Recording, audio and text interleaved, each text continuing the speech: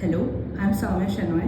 I'm in my second year of MBA in Digital Transformation. In the summer following my first year, I had the opportunity of interning with Tiger Analytics, which is a company built on data and technology. In the internship, I worked with my mentor who was in the machine learning model health monitoring department, and we noticed that most of the model health monitoring happens in a reactive approach.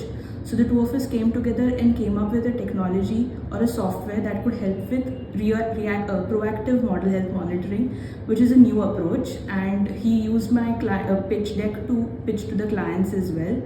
And the reason I was able to do so well in the internship was because the course structure of MBA Digital Transformation and the structure of the course is enabled me to do the same. So we had the subject of artificial intelligence and machine learning that set the industry standards and requirements for the same. And after my internship, now I have a clearer understanding of what roles I would be seeking post my graduation. Thank you.